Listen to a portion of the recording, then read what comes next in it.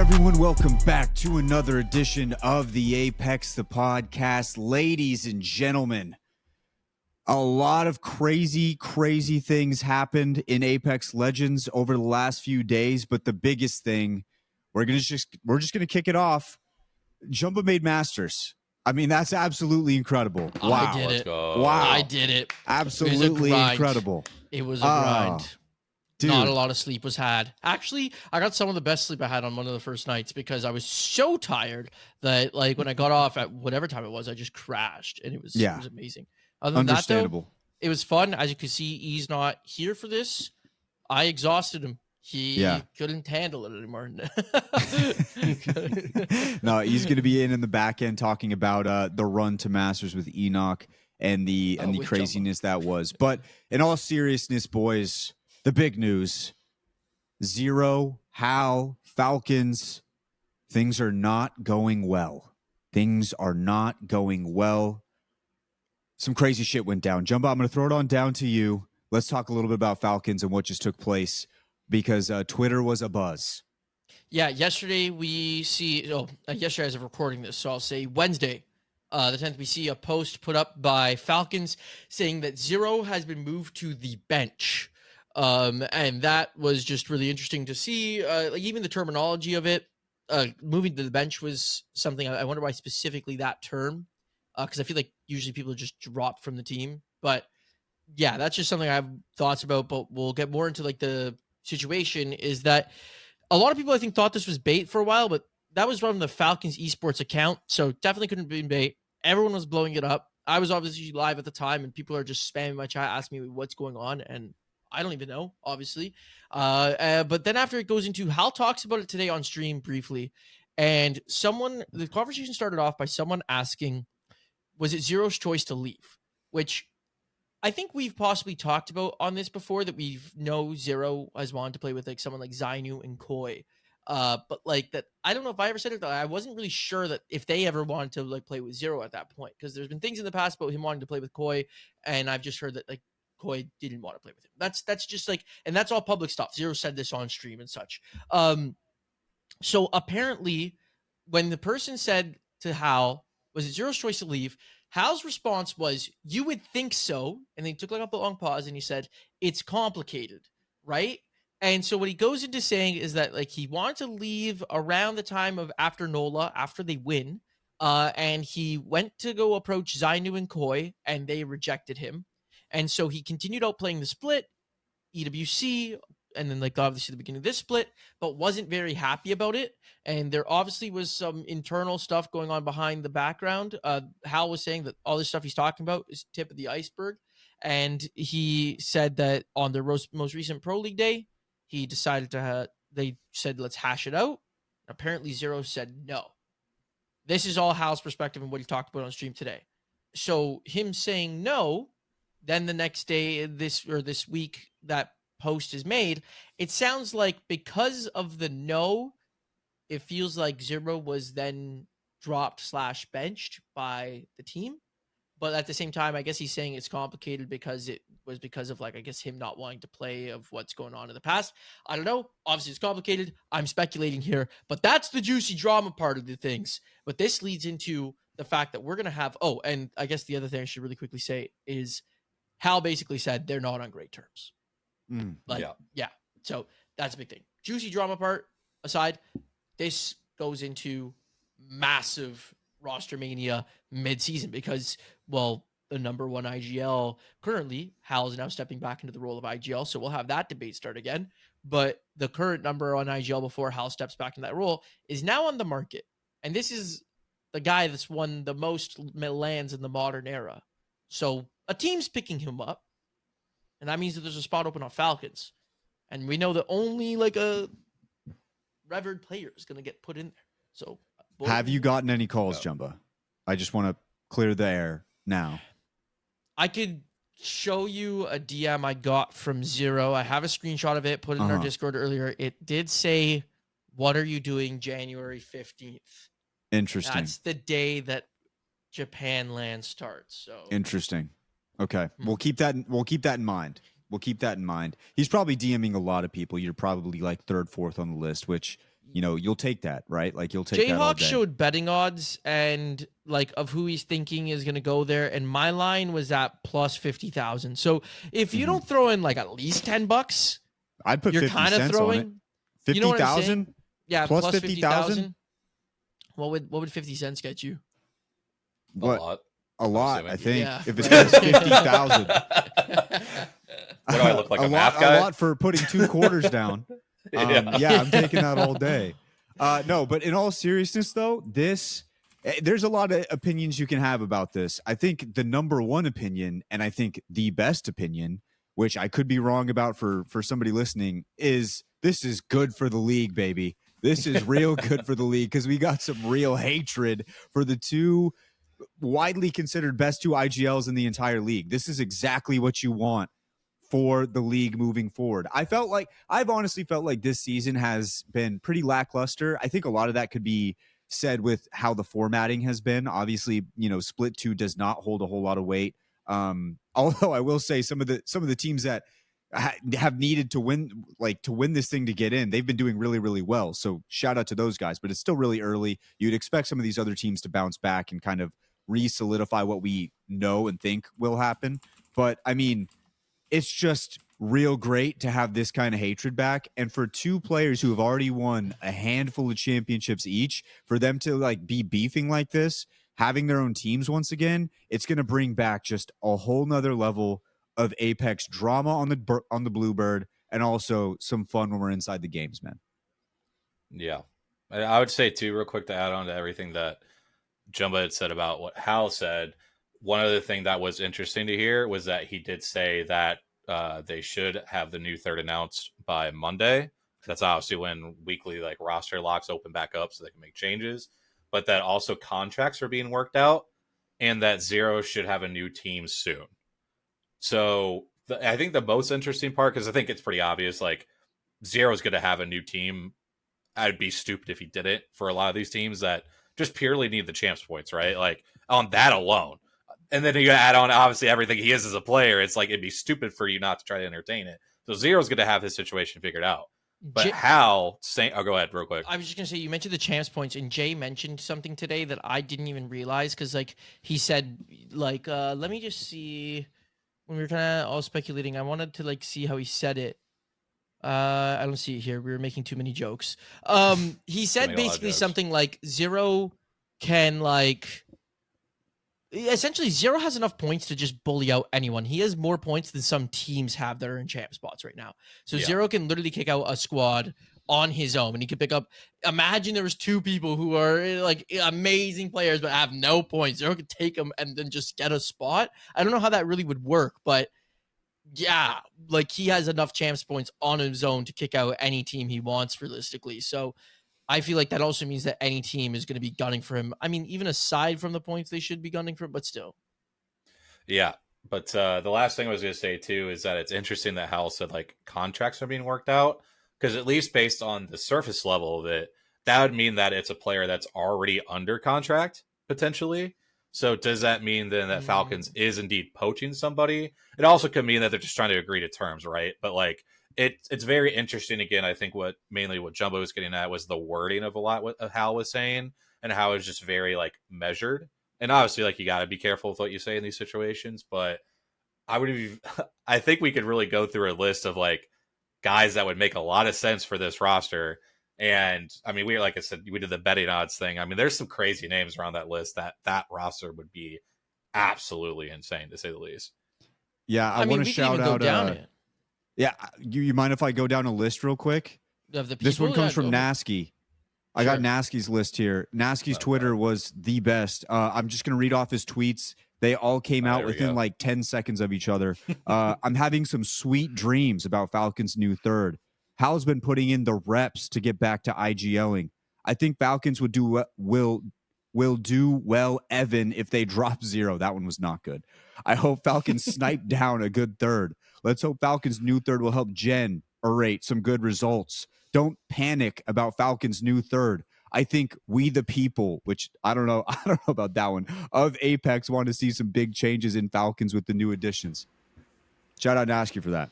So Those are some options. Those are some options. Some of them legit, some of them not. If we want to go through the legit ones, the ones that instantly came to mind was like, okay, so actually I first was thinking if ZZ drop Zach, which would suck because it'd be snaking Zach, but then pick up Zero. Again, Zero's got more points than any two of those guys on the team combined. That would launch them pretty far up into champs point seeding, even though they're already auto-qualified. But he's also played with Sykes before, right? And in terms of playing with Sykes before, they had good chemistry. They came second place. We know like the very loving moment of them looking at each other and everything like that. Yeah, I thought that might be a possibility.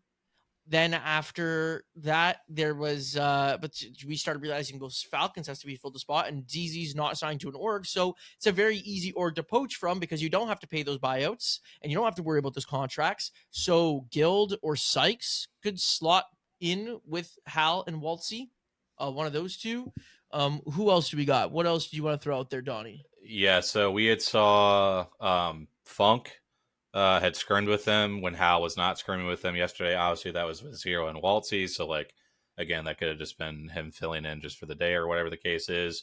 We did then see Funk apparently skirming with ZZ today, and Guild was not there, which also kind of leads to our theory about Guild. I've been throwing out the name McLovin just because Hal and Waltzy were skirming with McLovin when Zero was not in the U.S. because of the visa issues. Again, whether that was obviously related to the visa or more towards the scenario we're in now, it seems like they had a pretty decent chemistry through those scrim games. So that could be somebody. Obviously, McLovin's been a guy that's been kind of on the rise, as of the past couple months. And then some other names have been thrown out there. Panic, obviously, he had his situation where he was kind of MIA for a bit. Obviously, that would include, them trying to work things out with TSM. We started getting real conspiracy theory. We got really. We're like, okay, so Panic MIA, maybe that's because he's sorting out his thing, all this, and then after I'm playing ranked all week, and Panic is on Newcastle and like just running at everyone with Newcastle alongside Snipe Down on Ash. But every Pride player I played with goes, why is Panic playing Newcastle? Oh, he's got to be practicing it. So then suddenly we're like, well, I know Hal, like in the Gibby Newcastle meta, he was playing Newcastle, but without the Gibby, he doesn't like Newcastle. And we know Waltzy doesn't like Newcastle. So maybe they're like, we need a Newcastle player. So you want to join, get good. So we started conspiracy theory. Maybe that's why this is happening. I think it's not entirely likely. I don't know. Today you said he was scrimming with him, with TSM again. So yeah, but I think those would probably be the five names again: Guild, Sykes, Funk, Panic, and McLovin. Just based on like context, we can actually like have as a realistic scenario. There's also been other names like Verls was thrown out there. That's not going to happen. Hal said he will not compete with Verls again. He said he'll good to rank and friends, but no competitiveness. Yeah, and then people are just saying, Reps is going to come back. I just don't see it. Don't see that where he's been at. So but even though that'd be crazy, he did say it's a roller player. He said it's a roller player. Okay, well that's even more context than we didn't have before. So that would if that's at least the case, I saw that in a Twitch chat. I didn't see that. Like I saw it in a Twitch chat that the person said, Hal said, has to be correct. Yeah, has to be correct. Take that shit with a grain of salt. Well, because if that's correct, then that should rule out Panic, then, right? Because he's an MK. So no, Panic's controller. Is he? Is he? I literally saw him playing on MK today, so that's why I was confused. Oh, because I thought he was fucking about. He did say in the interview that he played MK for a little bit, if I'm not mistaken. Okay. So yeah, I was super confused by that. I was like, that man's literally looting boxes with his mouse. So I wonder if he was maybe dual, sometimes when I'm ranking and I see a death box and I'm like, if I go open that while on roller, I'm dead. But I could pick up the mouse and keyboard and start bouncing around while I'm in there and clear faster. I've debated throwing the keyboard to the side, and maybe Panic was doing that today. Yeah, maybe. But anyway, those are probably the five most likely ones. And then remember my odds at plus 50,000. And then Jumba is on that list. Yeah. So after the Masters run, you can send those to our PayPal at apexlegendsthepodcast@gmail.com. I don't know if that's an email. Anything helps. That's don't send money there. Yeah. That's just for the betting. Like you send that there. Yeah, that's for the Prize Picks fund. Yeah. And it will be used accordingly. Absolutely. I also did hear the last thing that came in as well, odds wise, was Hal saw how good Wyatt was in DMR, and he now made the list. So Yeah, no. Me and Jimena, we've been checking the DMs, so we're just checking. We're making sure that maybe we're the next one up. I will say this too. This will never happen. You guys already mentioned it wouldn't happen, but how hilarious would it be if it was Zero sniped down in reps? That would be funny. That would be a funny move. Why Because I don't think Hal like didn't win with sniped down in reps. Oh, so you're okay. So then Zero comes in, wins with sniped down in reps. He wins it. Now it's like, ha ha. He also just wins. Yeah, no, yeah. See, like that is the tough thing. If we want to talk about like you said, storylines being back, like, you know, it always, I think, sucks a little bit when you hear like, oh yeah, no, we're not on good terms from like pros.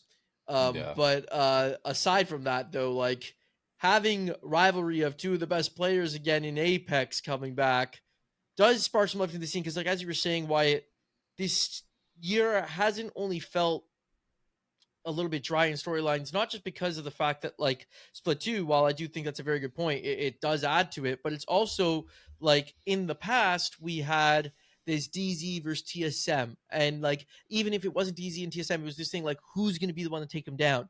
And then after they're taken down, we had this whole thing of like this super team. And Hal even said it, like while they played good, they won 2 pro leagues, they won a LAN, they didn't do as good as everyone expected, I guess you could say, right? Like they guess they got like the second at EWC, but still, like they didn't play as good as everyone had expected, like with that super team thing. And so when that sort of idea started to fizzle out after they get, 20th in Germany, after they get 6th at this most recent one, right? Funny enough, second, third, first is still pretty crazy, but nonetheless, you have this thing now where like, yeah, there was a little bit of the rivalry with them in Alliance, but like even that didn't feel like it was ever really as intense of like the DZ TSM days. And it just felt like there was just nothing keeping, I don't know, the real big stakes on the line anymore. It just like, you know what, especially for like Gear 5, like, yeah, I feel like we haven't like into the NOLA, into like EWC. We didn't have anything where it's just like, holy shit, what is going to happen at this one? Like had you on the edge of your seat. Like the games were good. We enjoy what we got to see. I think that there's been like small storylines, like VKG was really cool to learn about their whole story, especially through Jay's video and such like that. But it was nothing that was like this overarching big giant thing that like, the entire community had just wrapped around. And maybe this will breathe some life into it. It will. It 1000% will. I think year 5, when we look back on everything that this year has offered us, it will be a transformative period that for people who aren't like, locked in on Apex, they'll be like, that was whatever. But for us, it'll be like, we found out what happens when 2 forces who are really, really good come together and try to make one team. It just, it not only does it sometimes, I guess, not work the way they wanted it to, but it also just took away a lot of the storylines and fun little discourse that was happening in the background between all the people who enjoy watching. We just didn't have that same ability to do so. And when you don't, it really sucks. Not to mention we also, lost another person in that bucket with Sweet taking a step back as well. So it's like we lost a lot of the ability to kind of jabberjaw back and forth between one another. Now, not only are they splitting, but it seems like there's a little bit of bad blood there. That's going to translate into the games. And when we move into year 6, I think it's going to make it a lot more exciting, a lot more fun. I think having Hal back in the IGL role is going to be incredible. It's always fun to watch. It's always top tier content when he's IGLing. It'll be fantastic. So I'm just ready for it. I'm ready to go. And remember, early on in this Falcons run, when we had interviewed Hal, he had said at the end of one of the interviews, I think I don't know his exact wording. It was either I think I need to go back to I think I need to go back to IGLing. I think he knew. I think he knew at first it was like, okay, this is cool, but it started to go down the road a little bit. He's like, nah, I need to be at the forefront of my own squad here.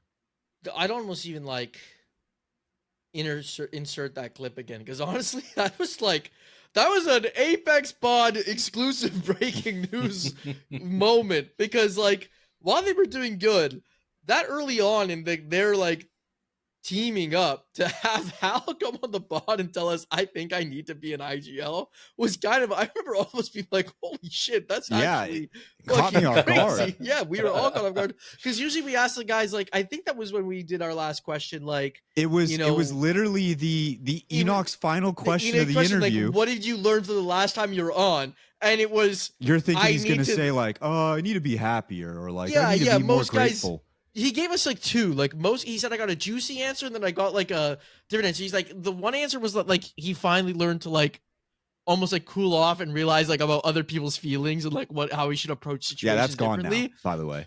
You think? He thinks IGL. Dude, he's so back, and we want that. He's so back. But so it's gonna be true, right? But yeah, so there's that. There was that, and then the other side of it, he goes, the juicy one is like, and I didn't know what he was gonna say, and he just goes, I just think I need to be IGL. We were like, wait a minute, what the heck? That's like sparking, because that's kind of divisive. Like, what is that saying about your current IGL? But interesting times. Was it foreseen? Like, what was that? That had to be like 6 or 7 months ago at this point. Yeah. I think it was the one before the most recent one. Yeah, it was 10 months ago. I just need to be an IGL is the quote on the thumbnail. There you go. Crazy.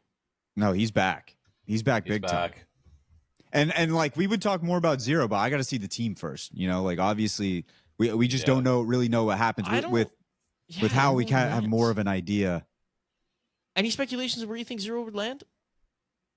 I think Zapto was baiting on Twitter, but like I think that's bait because he's scrimming with them today, and his Twitch title is Scrim with SR before Zero takes my spot, and so I feel like there's no way you're putting that as your stream title. Yeah, well, I'll say this: like, I think for the most, like, just if we took everything else out, right, the most sense would be is that Zap is replaced on SR, just for like their best shot to win. I think a LAN, in my opinion. But if he obviously included everything else, like obviously with what Sainu and Koi had said in the past, that doesn't seem very realistic. And obviously Zap just joined them. It just doesn't really seem like that should be the option.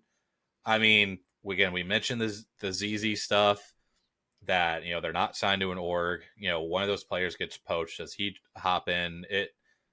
It really just doesn't seem like there is just like a natural landing spot for him, right? But like, somebody is going to be like, we have to move somebody for this guy. So I think that's what makes this so interesting is that we just don't have that ready-made option because it's not a typical roster mania period that we see. It's literally a weekly roster lock that we're looking at, not a split roster lock. So it's going to be one that we show up on Monday, you know, when everyone's waking up, we see Twitter. As soon as Hal goes live, I wouldn't be surprised we see 10, 20, 25,000 people in that thing waiting for whoever is going to be that announced third, or seeing, you know, when Wig goes live and seeing everybody in the scrims lobby. Like, it's going to be interesting. If y'all want to tune in to find out, that is the time to look. So it's going to be like the suite when like he announced the org, but then like did the tell all and put up that whole, it's going to be like an event like that. Yeah. Yeah. What if Zero just shocks the world, goes to APAC North? APAC North. Can't even communicate with them. What if he just shocked the world? Dude, that goes and picks up. Oh my god, who would even go? I think you'd only want to go play with Yuka or something like that. Probably, yeah. You know, like go play with that Kakaguri from Soten and just go just run down the lobby. Dude, just imagine it. It'd be so funny. Dude, that actually would be crazy. It'd be funny when he's crashing out, but they also have no idea what he's saying. Yeah, and maybe that's the benefit, right? Like they just have he maybe gets to they could have the best team loose. Chemistry ever because they have no idea what each other's saying. He could just let loose. They have no clue.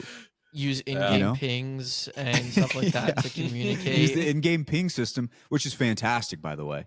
So, it's always a possibility. Yeah, I don't know, because I was thinking ZZ would be the spot, which would suck for Zach, but it's just like I know that's like, unfortunately sometimes how guys see the things like, oh, it's a business deal. Other than that though, like there's also contract issues there. I wonder like how his contract even works with Falcons and where he's allowed to go if there's a buyout, because like if he does have a buyout, and they don't just terminate the deal, I'm assuming that buyout's going to be pretty expensive. And what orgs have that money to spend right now with the current climate, with orgs actually leaving Apex? So orgs just in general, like esports in general, just really not in a good place right now. Yeah, it's definitely going to be difficult, and it could make for a really tricky situation here. What if Zach? But Zero is one they pay for, because history shows that that's a buyout where you're gonna get your return on investment. Exactly.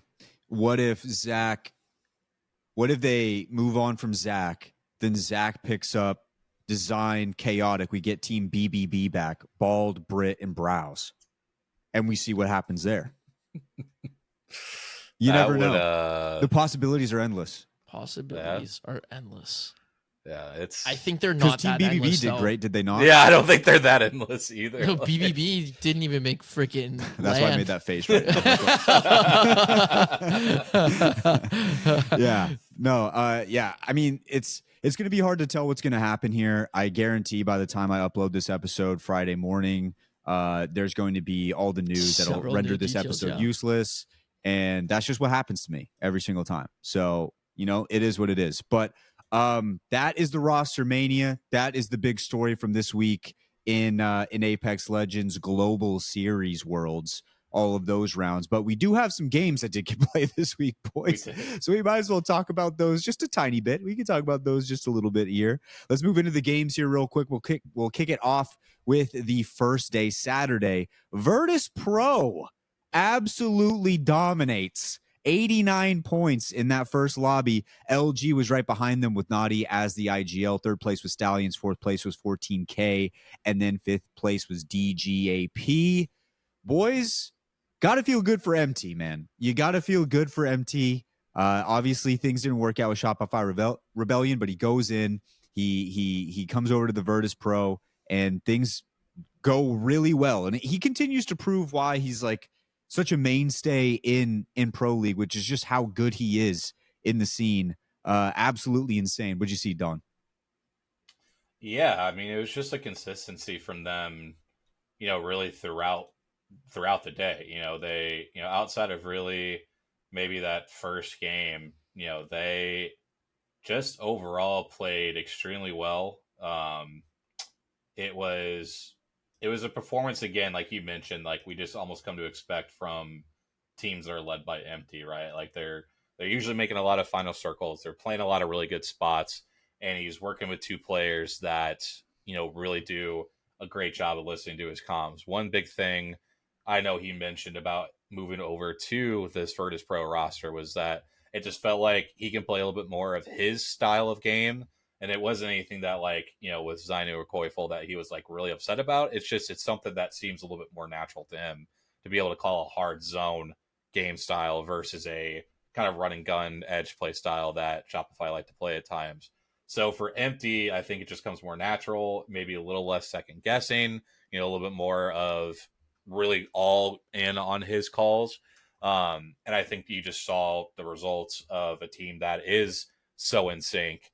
The results they're able to produce. I mean, they had a 10 kill second place, they had a 11 kill first place, and they ended up wrapping up the day with a 18-point game as well to kind of top it all off. So overall, just a really good performance. And his biggest knock that he's had in his career is his output in fights, and he had 15 kills with 5,600 damage, which is very comparable to his other teammates. So if he's putting that out as well, this VP roster could sneak up on a lot of people, I think, because I think a lot of people, when Zach left, they wouldn't know what it was going to look like. I think Empty has definitely answered that, tenfold with what we could see from this team. Yeah, I mean, the perfect person to fill in there. The roster was already good before MT joined it. So the roster was there. Everything was set in place. And like we mentioned before Pro League started, when we did kind of like the preview, the one thing you could say about MT was the Shopify run was great, but the one thing you could say is that, well, I mean, Zainu was kind of already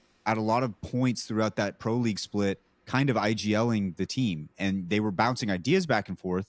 But like you mentioned, it allowed him to just kind of be able to come here and have a little bit more of his own input to where he could play the way he wanted to and could kind of settle in and relax. And it had to feel good for him too, because I believe the final kill in the final game was against Shopify to pull off that win. So, always good little things like that when you get moved on from. So had to feel good for some him. Feel goods, yeah. Just some feel goods. And then let's enter in a clip of me being stupid as shit a few episodes ago where I said, what the hell is going on with LG Luminosity?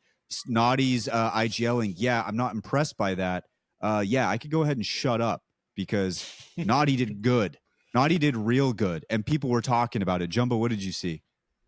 It was amazing. Like, there's been a couple of other players we've seen that have like gone from like, more fragger type role. Like even like Minotti's bounced around a bunch of different roles, been around the scene for a long time and has never felt like he does give good comms. He keeps with the vibes. Like he's always talking. Every player does, right? But he's never seemed like the IGL / co-IGL like type, right? So at least like from what I've seen, I'll hand up if you guys disagree with that. That's totally fine. No, but like that's either why way, I said it. Well, I mean, talking about listeners, like if they disagree with it, totally fine. But so like, to go from that, someone like Zapdo is like another one who good comms, good ideas in the moment, but like didn't ever seem like a co-IGL in like the short stint that he was playing before he went in IGL TSM. It was like, you don't expect that guy to come in and have like such a commanding voice, be so like dominant, like you get your players to like buy into your plans and then execute on those plans as a team to like the highest level possible to do what they were doing.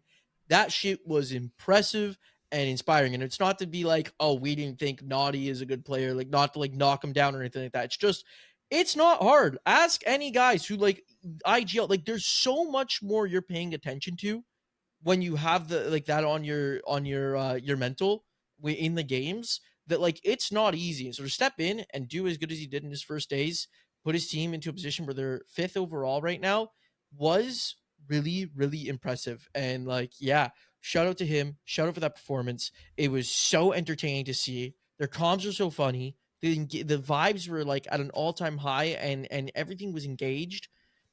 Yeah, it's just like we were watching Jayhawk stream, and I don't think he would even turn off their POV at good amounts of points No. because it was just too impressive, entertaining, and good to watch about how he was like, someone say like, we need to do this. He's like, shut up. No, listen to me. Trust me. We're doing this. And the two others would just be like, we trust you. Let's do it. And they'd fucking win. Like he was calling his shots like no other. I think that's what was so impressive too, is like we obviously had everything with Naughty, but we also had Jelly, who just joined the team, and we had Shuby that were just like, yep, let's do it. Like you could tell they've already like developed this chemistry that's very hard to do when you get somebody new as the main voice.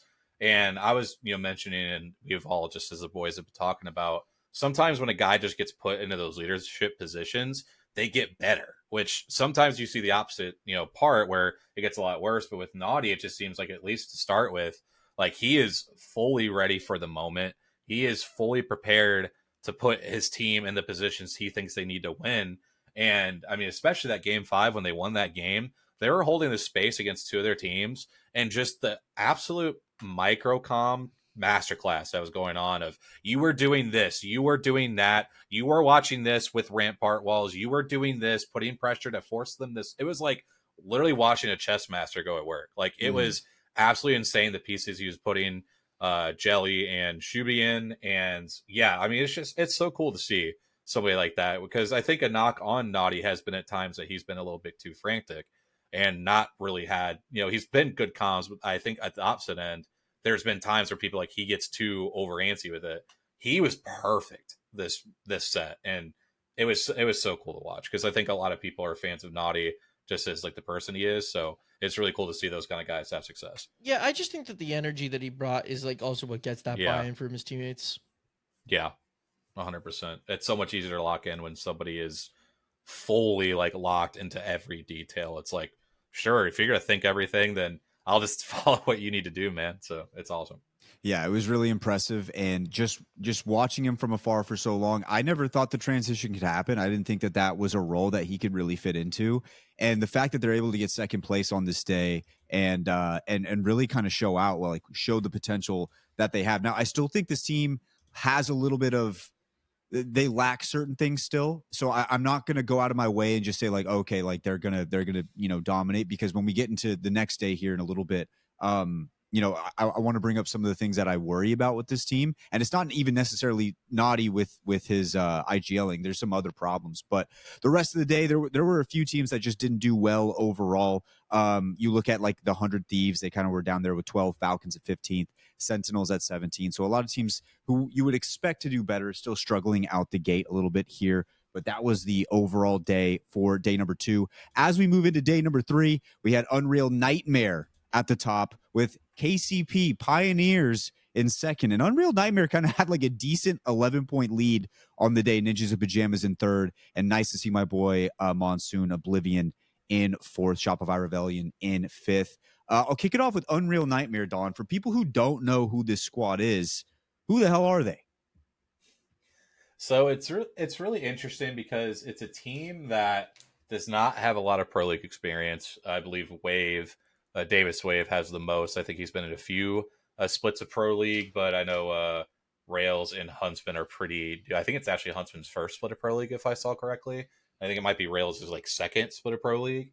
So there's not a ton of experience, but I think just the biggest thing for them is just, again, we've kind of had this trend of teams that, haven't had a ton of experience in Pro League are taking advantage of a meta that I think can play to the strengths of teams that maybe don't have as much experience. They can play, this play style that they're able to play is a lot, I don't want to even say simpler, but it just kind of meshes a little bit better for these teams.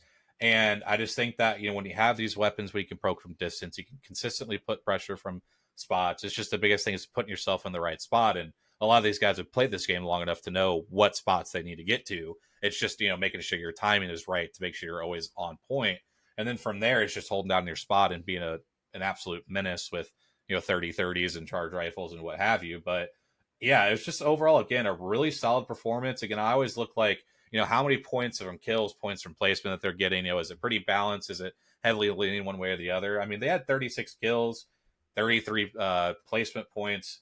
They led the lobby in damage. They led the lobby in their plus minus in damage, by the way, which I know we don't talk about much. It was almost 10,000.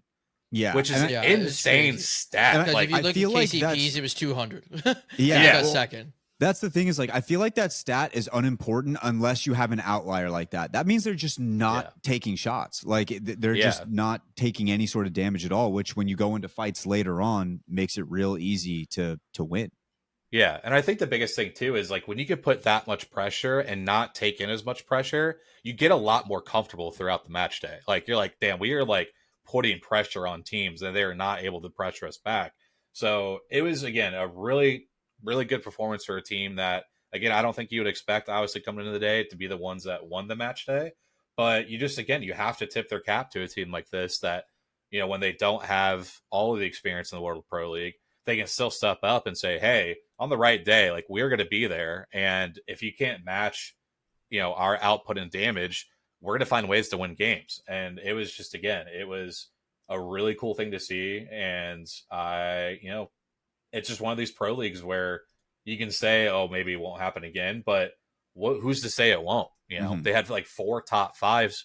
And anytime you do that, as long as you get enough kills with it, you're going to finish top 3 or 4 at least on the day. So big shout out to those boys. Yeah. Now, what I will have to say, and I'm not saying this happened to them, I have to look a little bit maybe closer to like what happened on the whole day. And the only reason why is because, like, I think the big reason why we're seeing a lot of inconsistency from the teams that have done well in the past is sort of what Donnie was mentioning, is that this meta, and I brought this up a little bit on broadcast and wish I explained it better, but they asked me to jump on broadcast this week because of like technical difficulties, and I had like barely any time to prepare. I literally wasn't even dressed or prepared to get for this. I jumped on and I talked about how I think that the pros have had a shock. And I wish I explained it better, because like what I meant by that is that everything, not just the characters, this long range meta, the lower TTK, the less evos out on the map, all the shotgun like being like a major factor that just two pumps and is kind of broken, the fucking PK. All those things have made it that I feel like it's the first time where I might be able to I would lean into saying that there's a good amount of RNG or factors that aren't, maybe not RNG, but aren't controllable by teams. So it's like there's a Vaxon tweet, which a lot of pros respond to, like Hackis, Hal. They all basically said, like, you could be fighting on edge, and the way the meta works right now is you're not dying in your bubble fight or in your fight on edge. You're dying by a team shooting you from distance with a charge rifle or a 30-30 that can two-tap you. And it's really frustrating because it feels like in the way that the current meta has played, that edge is kind of like just a shit play to play. Not that edge teams can't win.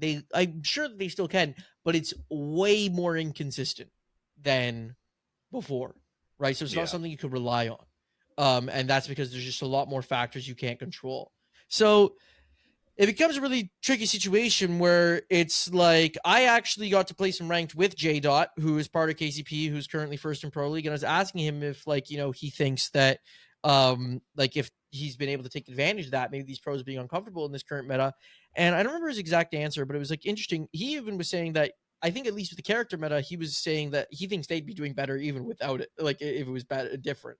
But like he was still like going along and talking about the fact that, like, yeah, this meta is like pretty shit, but they've been able to adapt really well. And he just said that Cersei in his like first weeks of IGLing has been very, very adaptable and been very, very good at it. So that's kind of like the word right now. I know everyone always says it, but the meta's changed, just adapt. But I think that it's been a little bit weird for some of the pros with the inconsistencies now. No, yeah, I'd agree. Yeah, I think it's the perfect meta for. I should say this right now. I don't like this meta. I don't really enjoy watching this as much. But I do think it is the perfect meta for the situation we're in with this specific Pro League split, because it does allow for some of these other teams to maybe even have a chance. I don't like this long term. And honestly, I wish we were never in this situation, because I feel like there's just a lot of, like, I don't know, there's just not a whole lot of emphasis on this Pro League, and I kind of don't like it.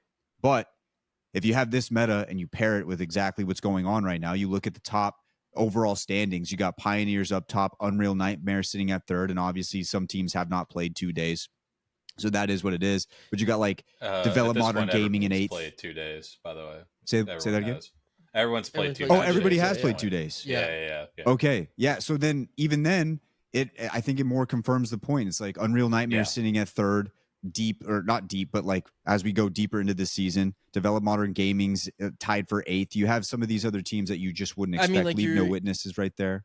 Even if you want to go into deep, of like Exterminators and Oblivion being 5th and 6th. So you got, out of your top 10, you got 1, 2, 3, 4, 5 teams that have to win Pro League to get to LAN, right? And you wouldn't expect really.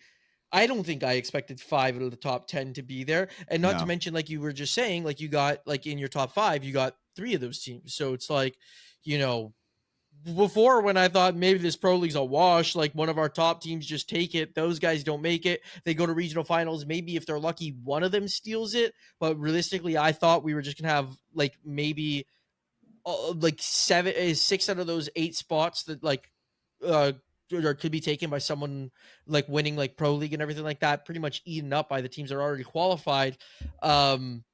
Instead, we're sitting here, and you're right. Like the region, I thought that there was going to be no chance for those teams to get in. We got 3 teams that are making a really good statement for themselves. Not even just that, but if you look at the bottom of this list here, you've got Sentinels at 27th. You got DKK, who I was high on early, at 25th. TSM's down there in 23rd. You've got Team Falcons at 20th.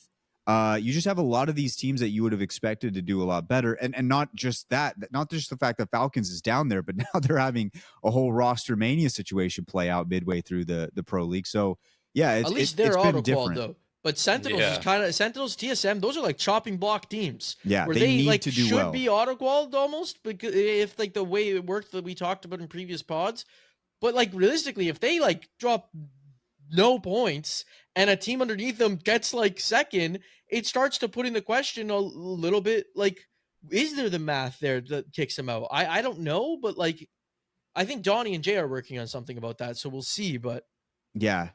And this is, once again, we could go into a whole reason why this system is weird, but it would piss me off if a team like Sentinels, who made it to the finals lobby on our 2 lands, just somehow doesn't make the finals because of, or sorry, doesn't make champs. If they don't make champs because of how these champs points work out. And it could be even weirder with what happens for. Well, Sen is fine. Sen is fine. TSM. Sen is fine? I made Okay. the mistake saying Sen was a chopping block. I was going to say TSM. TSM is the chopping block team. Yeah, I checked it right now because I was like, as soon as you said 2 finals, like, wait a minute. I'm like, that's actually too many points. There's no way they don't make it through. You said, but when TSM, you said that, that worried me a little bit. Because I started thinking about the fact that they didn't do great like in last split, but they did make both finals at LAN. So they did. Yeah, so 4 teams, just what we're talking about, because me and Jay have put together a spreadsheet for champs points, which obviously they have the stuff online, but this kind of allows us to kind of play out some scenarios of like, okay, if this team finishes there, where does it do? What does it do for the champs points? Basically, the 4 teams from the Americas that we want to look at that are on the bubble right now are Pioneers, Liquid, TSM, and Hot Dog Mafia. Those 4 teams are in like the 25 to 30 range, where, if you have a really bad split, it could knock you out depending on how some other teams do. And then teams like Oblivion, they're further down the list, Unreal Nightmare, all those kind of teams, even LG now, Exterminators, those teams are probably going to have to win Pro League or win regional finals, one of the two. But those 4 teams for sure, again, if they have a really bad split, it could be a lot of trouble. And you also have to remember, too, you have to still finish other regions. Oh, sorry. And you have to finish top 20 to even get to regional finals. So, I know it's super early right now, but, always continue to keep that in mind of, these teams that finish 21st, 22nd, they're not going to have an opportunity to win regional finals because you got to get there first. So, there's just so many scenarios coming out there, man. You said Hot Dog Mafia, TSM, and Liquid? And then... And then Pioneers. So Pioneers is already they're leading this thing. But if you look at where it's at right now, TSM's at 23rd. You have Hot Dog Mafia in 22nd, and then you have Team Liquid down there at 28th. I mean, exactly. It's going to be a tight race. Yeah, and these match days come and go very quickly. We're gonna have Group A is playing a double block this weekend. They're going to only have 2 more chances after this weekend to get enough points to qualify for regional finals. So every match day from here on out, you cannot throw away. So you said 23rd. So 23rd, you would get 36 points per player. Let's chalk that up to that's basically nothing. Yeah, literally, it's basically nothing. But then if you got, is that 36 points overall or 36 points per player? Because then after it's a second, overall is 1,300 points. But you don't get 1,300 points per player, right, Donnie? I thought it's only 400 per player. No, I'm pretty sure we figured out that those numbers are per player, because we were also surprised because winning that's why Pro League is 1,350 per player. I think so, or 1,740 per player. Because then if that's the case, then if a team like Oblivion got 1,350 per player, then that shakes up the standings a ton. They could absolutely knock out a team like TSM. Yeah, but I thought that was. I'm looking at Liquipedia right now, but I thought that was. Team. I remember seeing something that said second place was around 400 per person, which if you do 400 times 3, that would come out to about 1,200, and it says 1,350. I could be wrong. Either way, I think it still adds up. It scales. If you 1,350 added to a team with 1,000 points, if we're talking about even from a different region, 07, say they get second place, 1,350 added to theirs will absolutely jump a team like TSM if they were to finish 23rd overall. So. Yeah. So as we look at the standings right now, Pioneers, like I said earlier, obviously they are in first place right now. Team ZZ in second, Unreal Nightmare in third, Virtus Pro in fourth, Luminosity in fifth, Shopify in sixth, Oblivion in seventh, Rock Esports in eighth, DMG in ninth, 100 Thieves in 10th, and that rounds out your top 10 for the Americas region as it stands right now. Lots of teams down there below, but lots of roster mania to be had. And we could be saying shit about TSM. Who knows? Who knows what even happens with that roster with everything going on right now? So lots of moving pieces in this Pro League right now, and it's going to be very, very interesting in the next coming weeks. Boys, Me and Donnie are going to set it on down to the regional recap, where we're going to go through some of the other regions around the ALGS, talk about what happened in their double scrim block. And then after that, we're going to set it on down to the heart to heart. E is waiting for us over there. He's going to talk about the run to Masters with Jumba. And then we will send you guys on the rest of your week. Let's take a quick break and send it on down to the regional recap. All right, ladies and gents, let's round it out with the regional recap around the league, double blocks for every single region.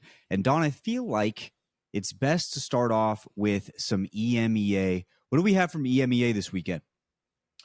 Yeah, so basically what we're looking at is it was, as always, quite the wild ones, to say the least.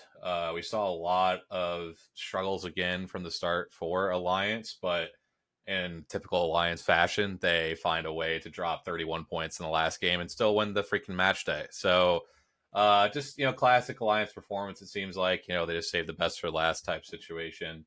But they come out, they go crazy towards the latter half. Effect still ends the day with 19 kills, just typical stuff that Alliance loves to do. But no, they towards the end look really good. I think Go Next is probably the most consistent team the entire day. Light is looking really good as the IGL right now with Henchman and Kinda. Obviously we were big fans of the GG roster until things kind of got a little bit split and just weren't working out towards the end. But Light has definitely seemed to have found his footing so far over with the Go Next roster. Speaking of the old Go Next IGL, Atnam actually comes in third with Trojan, who's now playing with Kiner and Nono. So big shout out to those guys. Again, Atnam seemed to have found a decent place for himself as well.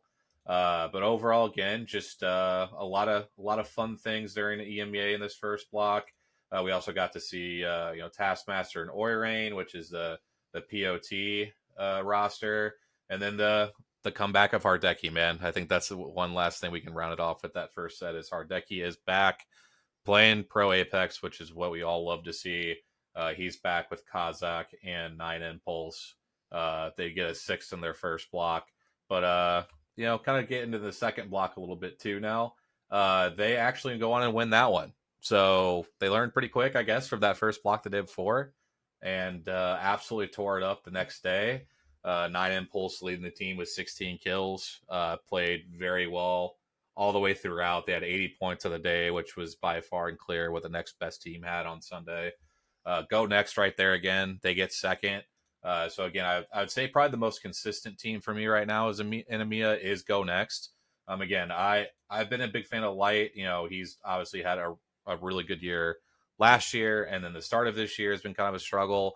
But again, it seems like he's found his footing with this roster, at least so far through the first rotation of games. So definitely a team to be keeping our eye on as we move throughout Pro League.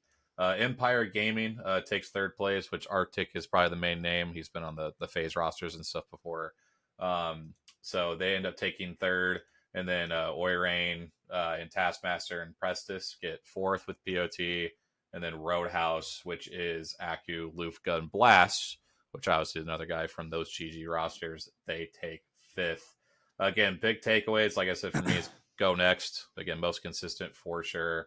Obviously, Alliance bouncing back and doing their thing there. But overall, just, again, a lot of really fun games. It's just been weird, man. It's just been weird. Like, Americas really haven't seen, like, the consistency really from a lot of the big names yet. But I think with the way the weekend ended, teams like Go Next and even like Alliance, really found their footing towards the end. Are we worried at all about Na'Vi? It is definitely a rough start. I haven't got too much of actually being able to watch their POV. The biggest thing I think that I've seen is that they've still been able to, get their kills most of the time throughout. Because, just even taking a look at those kill numbers, they're in the top 6 or 7 in terms of kills in the region through the first couple sets. But they just aren't really getting deep into games and getting that placement. So I know Na'Vi was one of those teams that was doing a very good job of getting a ton of kills last Pro League, but they might be one of those teams like we've talked about with like Falcons and stuff, where they really got affected with when they try to play Edge, the Evo changes, how they're a lot more centralized now. Because I know we mentioned the timings, but another part of the Evo changes is is making sure that they are, or sorry, the Evos have all been moving towards the center of the map now where they spawn instead of spawning on edge as much. And they also reduced the amount of Evo spawns on the map as well.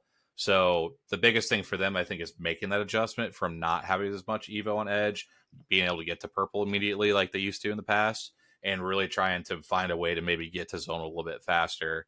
Because right now I know a lot of those edge teams from prior seasons of Apex have struggled with still getting the same amount of points that they are used to. Yeah, so now we move into APAC North. And APAC North, we have a little bit of movement around there. Don, what'd you see from APAC North on the double block? Well, yeah, I mean, kind of the polar opposite of like kind of how like Navi plays. The first block, a tie, actually takes the win. They only had 24 kills on the day, but 62 points total. And I think that's really a trend that we're starting to see is a lot more of these teams that used to not be able to get high, placements on Pro League match days because they don't have enough kills.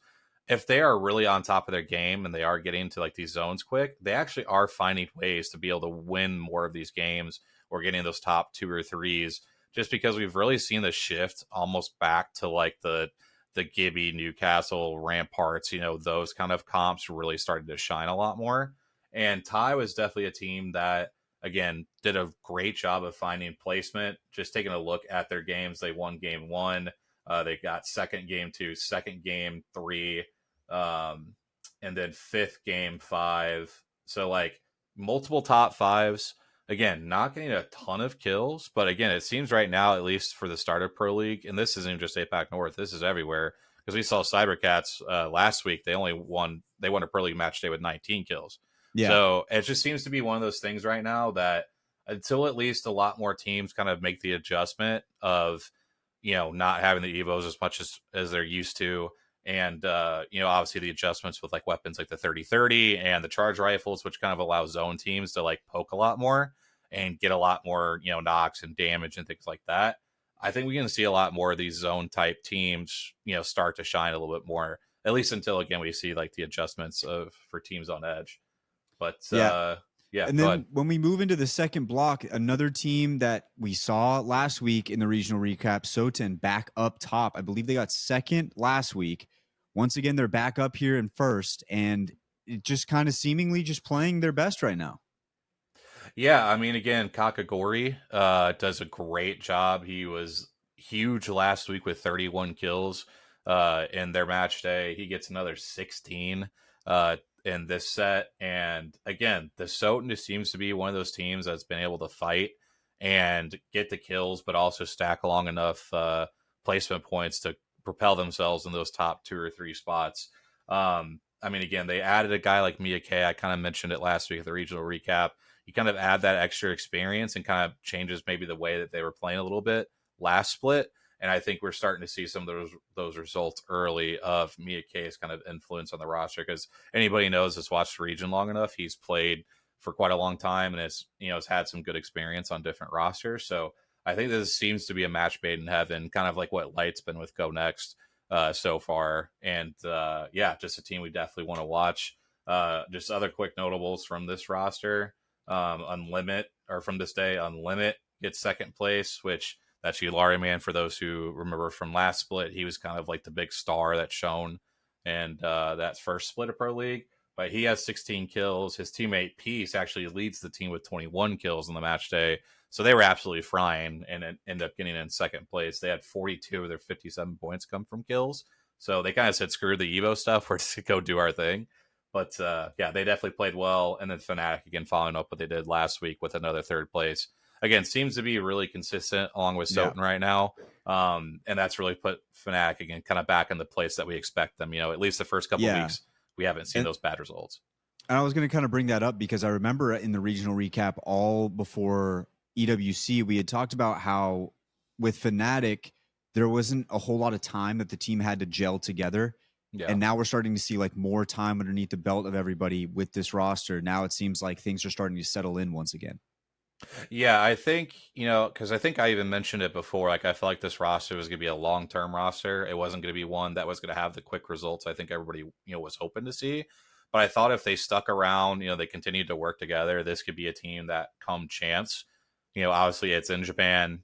All these players are from Japan. You put the young talent like Colonel Garcia and Libel Ace, you combine it with the experience and the absolute playmaking ability of UKF. There's just a lot to like about that roster. And again, I think we'll steadily see this team continue to improve. Yeah, so then we move into the final region here, APAC South, and we kick it off with A versus C on day 2. Boogie Borders takes the day, Dreamfire in second, but then a notable name, Wolves, in third once again. Now Kadzia finally is able to get back out there. They get 4th place. What'd you see from the first day?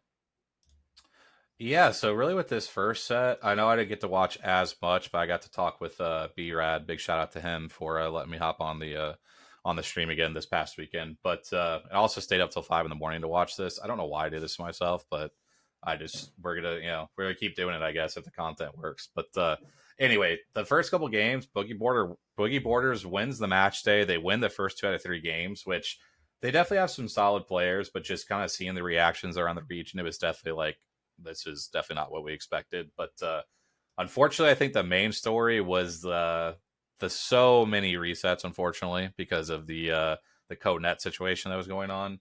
I think we'd be remiss not to at least mention that. It seems like they started to sort those issues out, but unfortunately, Apex South was kind of the guinea pig for some of those issues. But we'll focus on the gameplay, though. Again, Boogie Borders, Metro is one of the main names on that roster. They played very well those first couple games. They didn't get a ton of kills in their first win, but then they end up getting 16 kills in their second win, which was game 3. And they just looked really good. They were running, comps with the Gibby, which seems to be working really well for some of these teams around the world right now. And they're just another example of that. So we'll have to see if they continue to, use that particular character selection moving forward, because they end up using them for all 6 games. So, I mean, if you can drop an 80-point set with a character like that, again, I would be shocked if we don't see more Gibbies around the region. And then we move into day 2, TYK, and then Gen G sitting at the top. It was a 1-point difference. We had a 1-point difference. It was 72-71. Third place was S8UL, and then 4th place was Cupid Esports. Don, what'd you see? Yeah, TYK kind of took a page out of Alliance's book, had a big last game, a 10-kill win, which is what propelled them to the first place overall over Gen G there. Obviously, again, Gen G, everybody knows, they looked great once again. Asia with 16 kills, leading the team. But yeah, TYK doing a great job, very balanced scoring with 36 kills and 36 placement points. So you always love to see things like that. That just means teams are doing a really good job of doing both. But Pat getting 19 kills overall. Huge shout out to him. Again, I mean, they were just absolutely dropping numbers when it came to damage. They had 21,000 damage as a team across the set, which is definitely a huge number to drop in only 6 games. But yeah, I mean, the biggest thing with them is just that they really turned it on when it came to World's Edge. They had, if I believe I do my math right, 41 of their 72 points kind of came towards those latter half. So still pretty good balance between ED and World's Edge. But when your last couple games, you drop 10 and then you drop 22 and you're able to make that comeback. I mean, all power, all credit goes to them. And yeah, I mean, just really good from them. Great job in terms of that set. S8UL doing a really good job as well, getting the 3rd place. Again, a lot of experience with Legacy, Sharky, Jesco at this point. Roster, again, I think we'll always continue to see, are making lands, making a name for themselves on that stage. But yeah, I mean, just overall, a really fun way always to start the weekends by watching APAC South, because you see some amazing ability fighting, you see some crazy end games, and yeah, always love to watch the region. Yeah, APAC South, the region of fun. Ladies and gentlemen, Absolutely. We're going to move on down into the heart-to-heart, send you guys on the rest of your week. Let's get it. All right, everyone, time for the heart-to-heart. We got E here, and really because we got to talk about it, Jumbo got to Masters, ladies and gents. Jumbo's got to Masters. Round of applause. He made it. Let's go. He made it. It was fantastic. The role player. Yes, sir. Jumbo, player. you came in here. You had like a concept for a video. You needed to get to Masters, and you got there, man. How does it feel? there's 3,000 Masters right now in this season, one of the lowest counts ever, and I'm one of them. That's right. That's right. No, it was a ton of fun. Yeah, to give more context, like was real quick. I know, like mid episode, last week or 2 weeks ago, I randomly was like, I had this idea. Remember we talked about it off thing. Would you want to be a part of that? And I remember there's people asking, but I don't know if it was comments or somewhere. Someone was like, what was trying to find out if I was doing this stream challenge. I think they came to my chat and they said, "Are you doing this stream marathon with E of getting the Masters?" Like, still ironing out the details, but I thought it was like coming along, and I hadn't talked to E at the time yet. But nonetheless, yeah. So what I basically had is I had an opportunity to have a PC and do a really cool brand deal with a partnership sent out to me. But to do that, the video idea I wanted to be that I was going to stream until I hit Masters. I have never hit Masters before. I've done a lot of cool things with Apex, and I feel like Masters seems like a really obvious one because most seasons, if you're slightly above average, you could just get there. I've been within 200 points several times and just run out of time. So I commit to that, but I needed a squad who was going to be able to rank all day long. I knew this was going to be a tough season, so I thought E would be the perfect person to help me out. And thankfully he did. He helped get my ass there. I think I contributed a lot more than I'm getting a credit for, but either way, I think it was a blast. I think me and E had a good week, good 4 days bonding. I don't know, E, what do you think about it? No, it was good. I definitely rough first day. First day, I was like, I was like, do I regret telling Jumba I'd help him with this? And then I feel like Jumba thought, I don't know, and we haven't talked about it, but I feel like there was a chance that Jumba thought I was gonna be like, yeah, I'm not doing this no more. But he hit me up and I was like, I'll see you 7:30 a.m. tomorrow. Dude. Yeah. So to give context more to the people, it was like, so the way it all kind of actually started is like I hadn't got the chance to talk to E because we had to keep rescheduling our pod from last week, and I felt like it'd be easier for me to explain it over over like a call. Instead, it just was explained through DMs in the end. So I still need to get started on at least getting some gaming in. So I was Diamond 3, and I was like Diamond 3 about 200 RP in, 800 away from Diamond 2. And I hit up Onset, and because I know he's from the UK, he could play during the day, and I knew he was going to be around. And I was like, yo, I need a rank grind. Like, do you want to hop on? And we duo queue for a bit till we get a third, and me and Onset lose 600 straight RP. And then after I hop on with Connor and Typhic at night, and then we lose another 200. I can't remember the exact number. All I know is that I was at plat demotion protection at one point. No, so yeah, that's what happened. Sorry. I played with Connor and Typhic at night, and then we gained 600 RP, so I got back up a little bit. Then I went to go play with E, and our first day we lost 600 RP again. And now it's close to he lost 1.1k at the bottom. He went from top 50 to 69th overall or 71st overall at one point. And I was thinking by the end of that day, he was going to be like, hey man, like, I'm sorry. I want to push for top 50. Like, it's just not going to work. I really apologize. Hope you can figure it out. And like at the end of our session, after it's just like a nightmare, and our second third of the day finally left us. Our second or third cycling that first yeah. After our second or third of the day left us, he just goes, so all 7 a.m. in the morning again? And I was like, oh my God, he wants to do it. He wants to run it back. The funny thing is that was like our third third of the day. And I lost our first third when I told him that you were Diamond. He was like, I'm not doing this. And yeah, he didn't. No, and I so figured. That was actually our like fourth third. Yeah, I figured. To be fair, one before it started. The one that we lost again was Lunix, who I'm pretty sure we had a blast with. Lunix was vibing the whole time, even though we weren't doing great. That was good. Yeah, Lunix was the vibe. Lunix saved the vibes because we had the slingshot thing going on. But then after this leads into day 2, and we start off 300 RP down. So now I'm 900 RP down. At least I'm 300 RP down. We start 900 RP down. We're just, oh shit. And so I walk upstairs, and my mom's there, and she's like, going any better? I'm like, I don't know what I'm gonna do.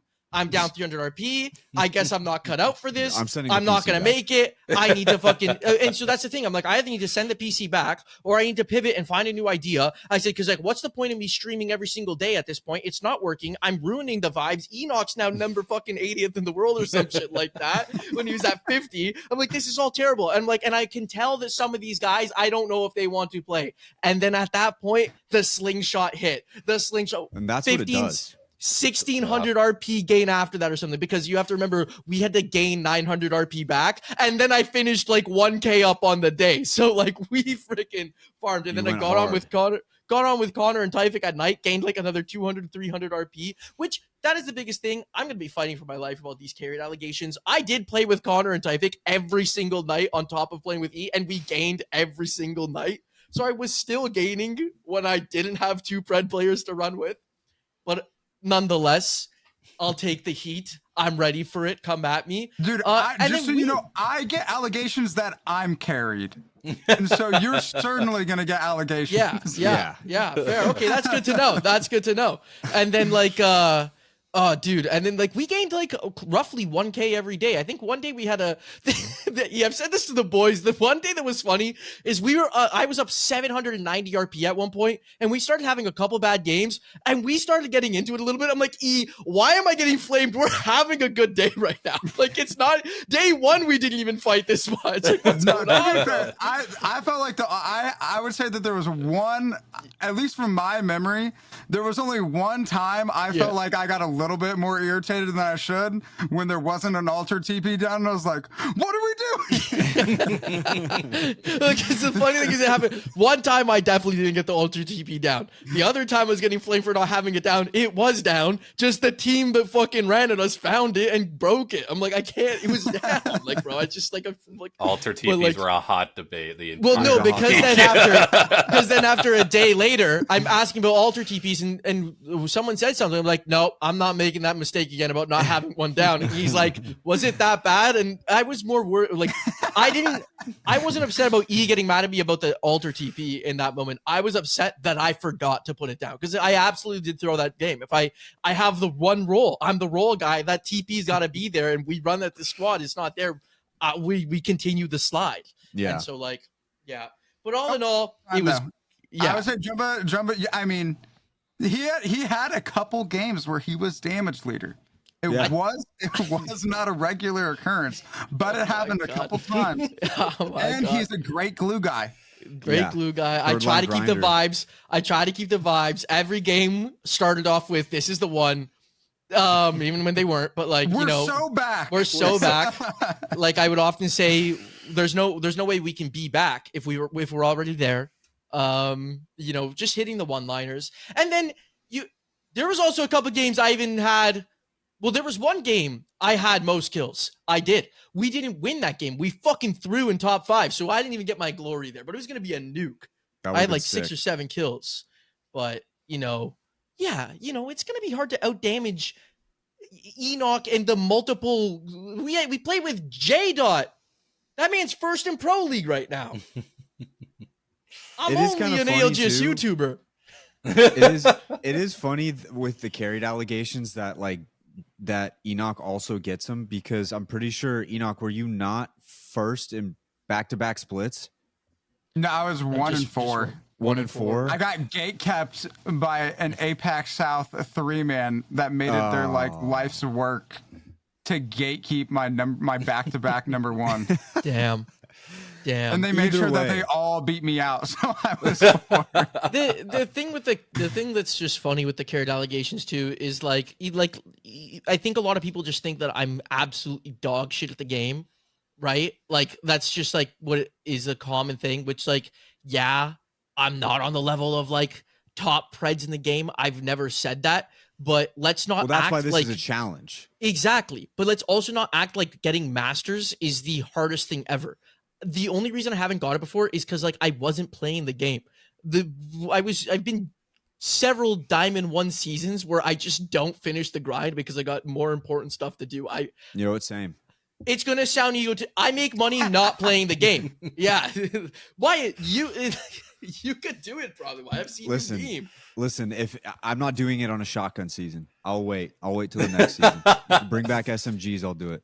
Enoch already brought up in stream that you're next up, so you gotta get ready, bro. I actually think like I hate to bring myself into Wyatt. this, but No, I literally said that would be hell. No, he literally I literally said, I was like, if I get to do it the way I did with Jumba, we can do it.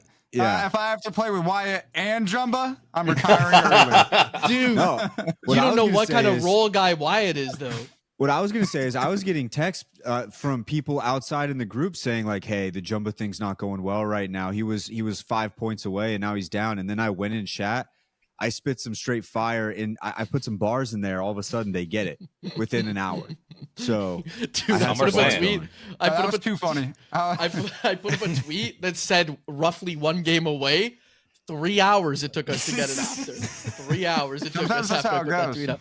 And I knew as soon as we were 5 points away, I'm like, this is gonna take a bit. That Watson game really was the one that set us back big. the never take the alter TP on a Watson team. It never works. Never works. I think I celebrated too early. Especially because I'm always thinking about this from the framing of the video. I think that if we got it on that 5 RP game, the game right before that was like the perfect climactic point. Like there was so many good things. The chat was vibing. There was Waltzy, like a bunch of casters, Jay, all the boys. Everyone was in there at the time. It was a perfect climactic point. But at the same time, the fact that I was 5 RP away and the next game we threw in probably the hardest way we threw it the entire week is kind of very comedic. So it's going to be a vibe. I'm excited to edit this video. I think it's going to be one of the most great content moment. Yeah. It was fantastic. Yeah. And shout out E. Fantastic. This could not have been done without E and Connor. If anyone remembers Connor, our former editor of the pod, like Connor and Typhik running it with them at night. That extra 2, because we only get like 2-3 hours to go. That extra 200-300 RP we got every night helped us inch forward there. It did, because every day I'd wake up, just me and E didn't have to suffer those slides a little bit, Yeah, exactly. Exactly. All right. Well, I'm sure that was the heart-to-heart Jumba was reaching the Masters goal. Reaching the Masters. Dawn, what was your friends heart-to-heart you made this along week? the way? The friends you made along the way. I had something else, and then something pretty crazy happened overnight. That it's for my ranked grind that has been hard stuck plat this entire fucking split. Had a pretty crazy 1v3 yesterday. Pretty sick. Eva. I can vouch for all the viewers that it is a sick 1v3. Eva player Dawn. Yeah, Eva is very goated. Shout out to Sang that's been preaching the Eva this entire split. Donnie told me he was inspired by watching me use the Eva in our last games. I did say that too. But anyway, like I said, ended up having the 1v3. Had a crazy pop off. Shout out to David and Kyle from GMB. They were there absolutely gassing it up and everything.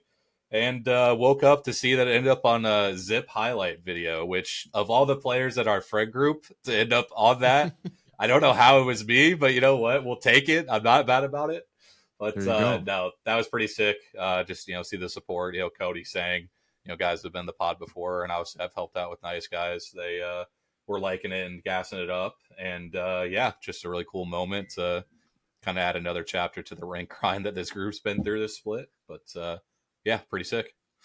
Yeah, I guess I'll add my accomplishment in here. I mean, so many accomplishments across the board. I reached round 50 on Die Rise in Call of Duty Black Ops 2.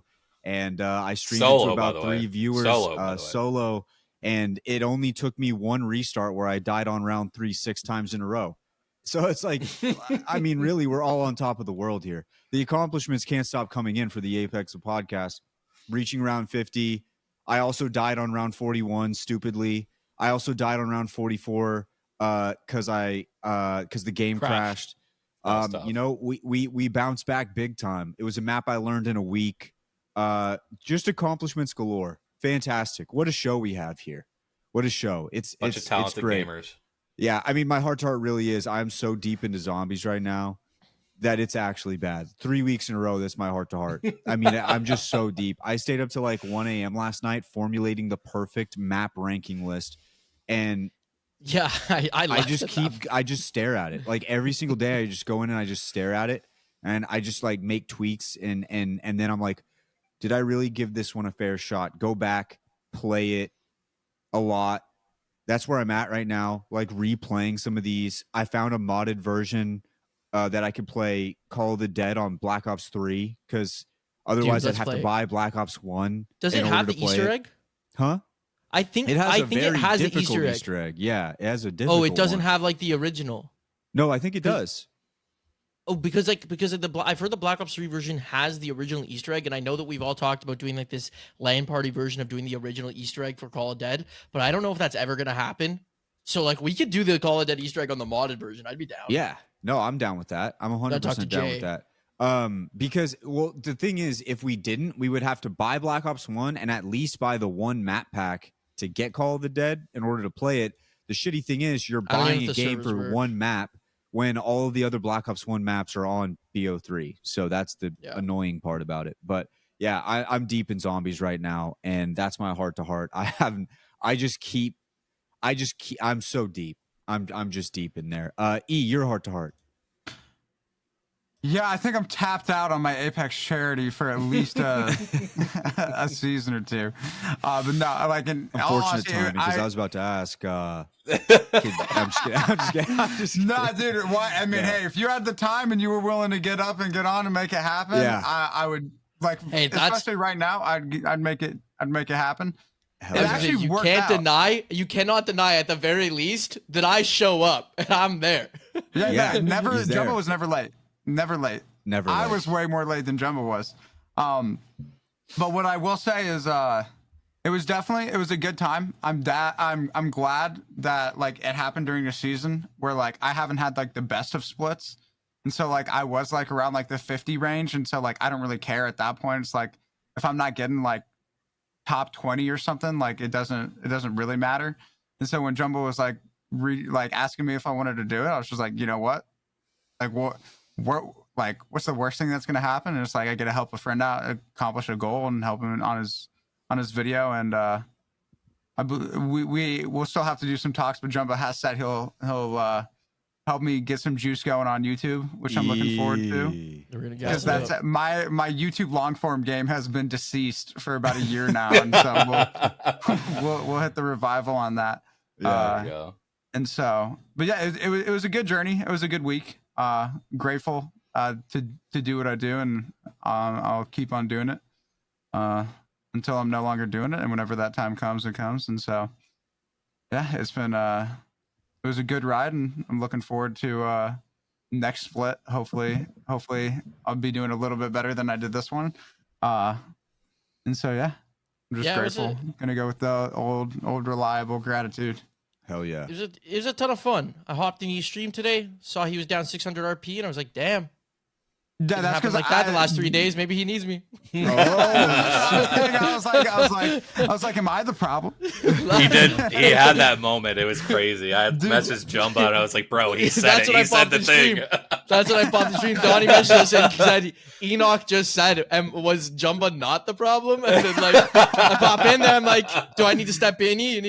Like, do I need to come in for the slingshot? No, yeah. It was a good reminder that I can lose RP regardless of who I'm playing with. It's a talent I have. I think I did my part. I don't think I threw. Was there maybe some missed PK shots? I think we all missed PK shots. Was there many moments where Enoch was muted? I'm not going to say yes or no. You have to find out. That's being investigated. Watch the video. Watch the video. People forget too that Enoch got the #1 pred while also not missing an episode, which crazy that actually happened. Crazy grind back in the day. He's just that rank grinder, bro. He's just a grinder. He's just an absolute grinder. He just goes hard. But okay, well, ladies and gents, that should just about do it for this week's episode of the Apex, the podcast. Thank you guys for tuning in. As always, we'll catch you guys next week for another episode when we got this double block coming up. Lots of drama, lots of juicy stuff that's been going on. We still got a lot of season left, boys and girls. We still got a lot of season left. All right, we'll catch you guys next week. See ya.